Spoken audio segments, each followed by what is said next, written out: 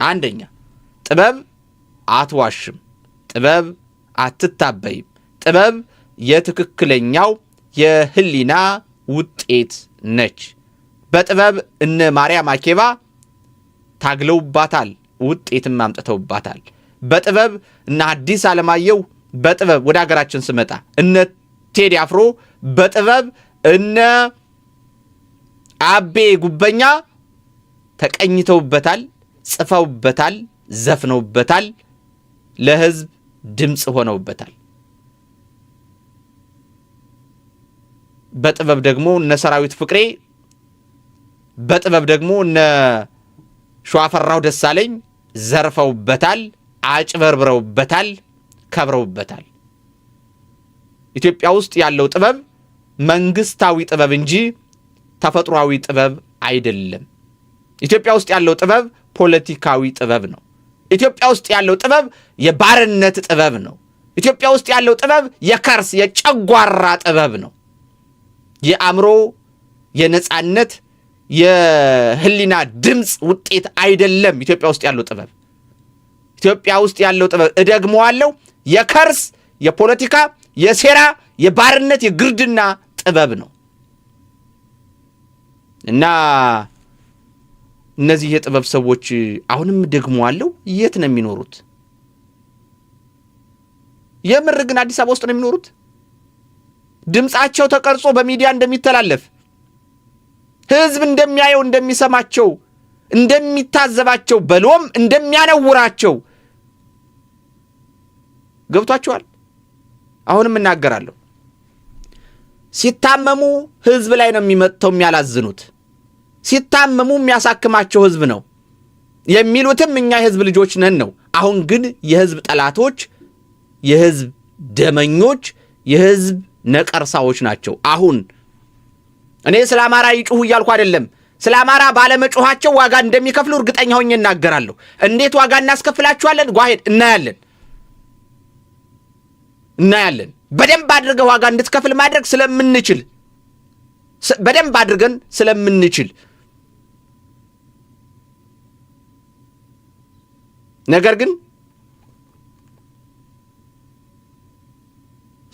ግን እንደው ስለ አማራው ባትጮሁ፣ ስለ ኦሮሞ ባትጮሁ፣ ስለ ትግሬው ባትጮሁ፣ ስለ ሲዳማው ባትጮሁ፣ ስለ ሶማሌው ባትጮሁ፣ ስለ በአጠቃላይ ስለ ኢትዮጵያ ህዝብ ባትጮሁ እንኳ አትሊስት አንደበታችሁን እንዴት መያዝ ያቅታችኋል? እንዴት ለሄደ ለመጣው በማሸርገድ እኔ ግርም የሚለኝ እኔ የምለው እንዴት አንድ ሰው ደደቢት በረሃ ሂዶ ለደደቢት ግርድና ፈርሞ መምጣትን በተመሳሳይ ጅማ ሂዶ አጋሮ ግርድናን ፈርሞ ከመምጣት ጋር እንዴት ያስኬደዋል? እንዴት ሄደላችሁ?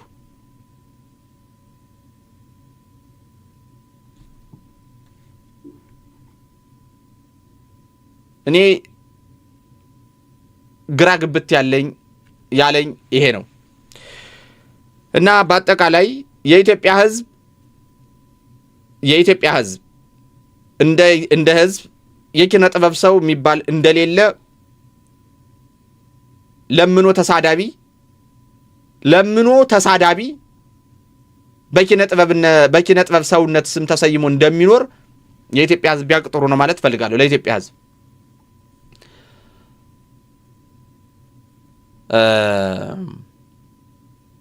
ከዛ በዘለለ አማራ ህዝብ ማስተላለፍን ፈልገው just ready for boycott እንደፈለጋችሁ ልትሆኑ ትችላላችሁ። ከዚህ በኋላ ለአማራ ከሚዘፍኑ ዘፋኞች ውጪ ስለ ዘፈን አንባርቃለሁ ካልክ ራስክን እያጠፋ ነው።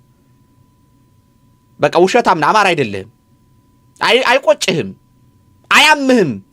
የህዝብ ስቃይና ህመም በምንም ተአምር አይሰማህም። እውነታውን ነው የምናገረው። ምናልባት ይሄን የምናገረው ይሄ ልጅ ብድ ነው ዝም ብሎ በቃ ሁሉ ነገር እየተናከሰ ምን ችግር አለው? አሁን እገሌ ስለ ፍቅር ዘፍኗል አይደለ? የሱን ዘፈን ብሰማው ምን ችግር አለው ብለህ ነው የምታስበው። ወገንህን የምታስቀድም ከሆነ ግን ከአብይ አህመድ ጋር ተባብሮ በአማራ ህዝብ ላይ በዚህ ልክ ከመቀለድ በላይ ሌላ ጠላት ወይም ሌላ የጠላት ኃይል ሊኖር ስለማይችል በኪነ ጥበብ ስም የሚዋሽን በኪነ ጥበብ ስም የሚክድን በኪነ ጥበብ ስም ለምኖ የሚበላን ወራዳ በውርደቱ ልክ መኖር መቻል የሚችለው ከአማራ ዘፋኝ ውጭ ገደል ግባ። ስለ አማራ ማለት በትውልድ አማራ ሆኖ ስለ አማራ የማይዘፍን አለ ማአት መጥቀስ እችላለሁ። አንዳንዱ ለምን ታሰራለሁ ነው የሚለው። እሺ አይታሰርም፣ ዝም ይበል። አብይ አህመድ ጋር ሄዶ እያጨበጨበ ህሊናው ካላሰረው ለአማራው የሆነ ነገር ተናግሮ በአካል ቢታሰር ምን ችግር አለው?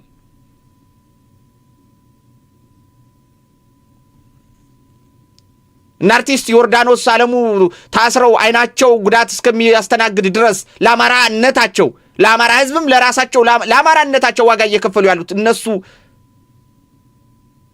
ሰዎች አይደሉም? መላእክት ናቸው?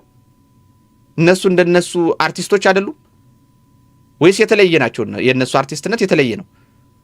ስለዚህ አማራ ስለ አማራ ፊልም ካልሰራ፣ ስለ አማራ ካልዘፈነ፣ ስለ አማራ ድምጽ ካልሆነ በአፍጢሙ እንዲደፋ ማድረግ መቻል ከራሴ ይጀምራል። የምን ሰብስክራይብ ነው? የምን ፎሎ ነው?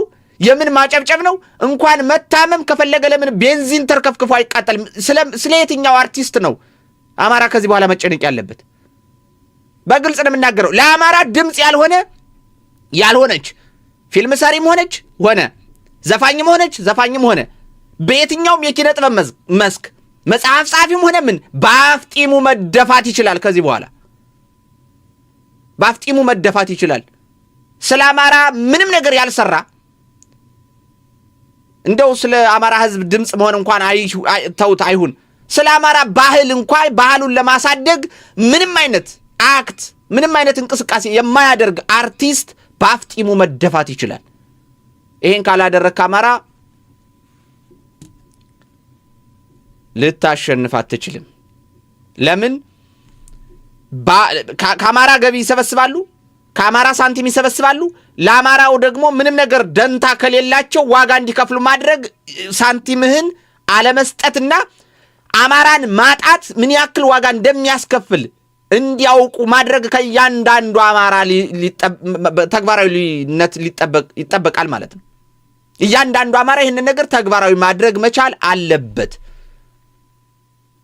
እኔ አማራ ለምን ተሳደደ፣ አማራ ለምን በጦርነት ተሰቃየ፣ አማራ ለምን ተራበ ብለን ብንናገር እንታሰራለን ካሉ አትሊስት ስለ አማራ ባህል እንኳ እንዴት መናገር አዳገታቸው?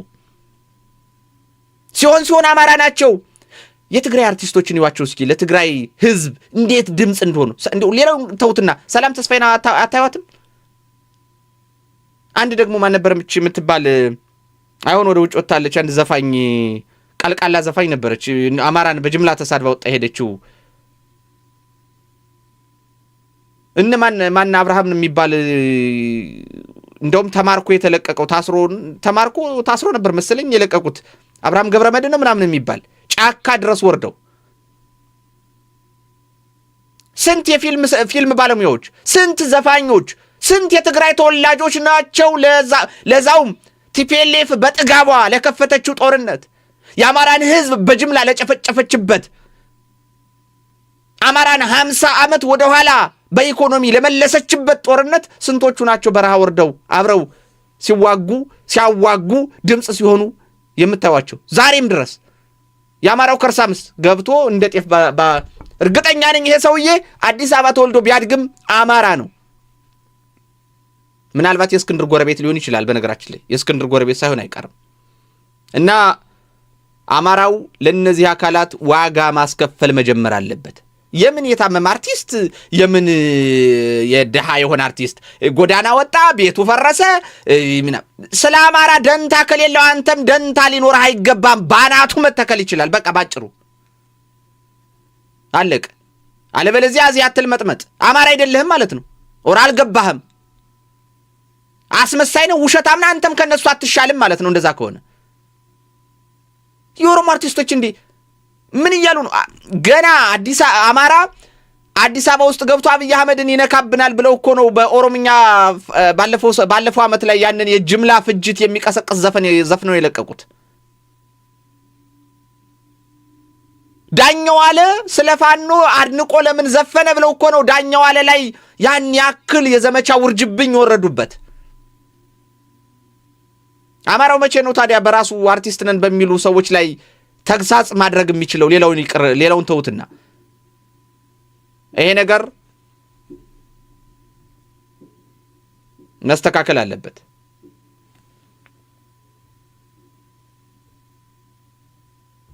እነሱ እኔ ያላወቅነው ነገር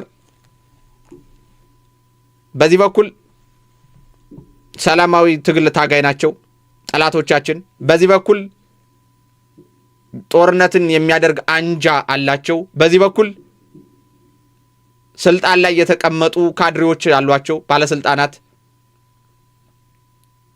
በያንጫው በተለያየ ዘርፍ ነው ተሰራጭተው አማራውን ለመቆጣጠር እየተንቀሳቀሱ ያሉት። አንድ የብልጽግና ማህበራዊ ሚዲያ ተቀጣሪ ሰላም ሰባኪም ጦርነት ቀስቃሽም ሽማግሌም ነው። እንደገናም ደግሞ ተሿሚ ካድሪም ነው። ይሄን ሆኖ ነው በተለያየ ገጸ ባህሪ እየተጫወቱ ያሉት።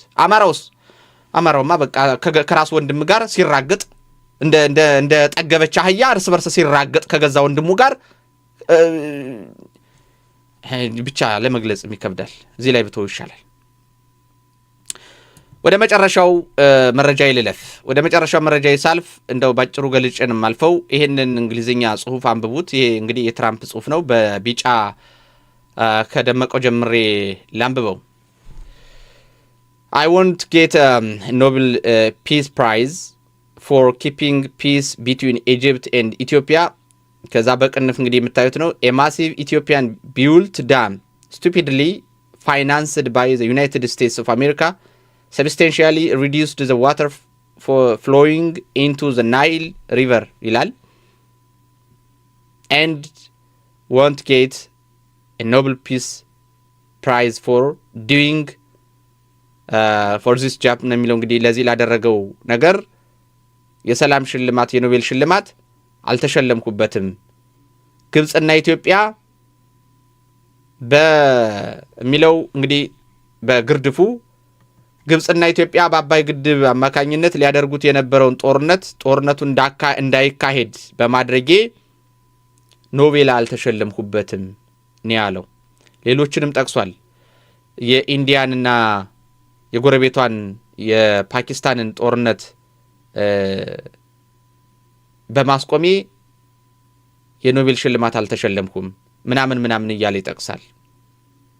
ለምንድን ነው ይሄንን የጠቀሰው ካላችሁኝ እኔ የሚታየኝ ጦርነት እንዳይካሄድ ባደርግም ጦርነት እንዳይቀሰቀስ ባደርግም እኔ ሰላማዊ ሰው ነኝ ተብዬ የኖቤል ሽልማት ተሸላሚ እስካልሆንኩ ድረስ ጦርነቱ እንዲካሄድ ማድረግ እችላለሁ፣ አማራጭ ከዚህ በኋላ ጦረኛ መሆን ነው የሚል መልእክት እያስተላለፈ ነው እኔ እስከገባኝ ድረስ።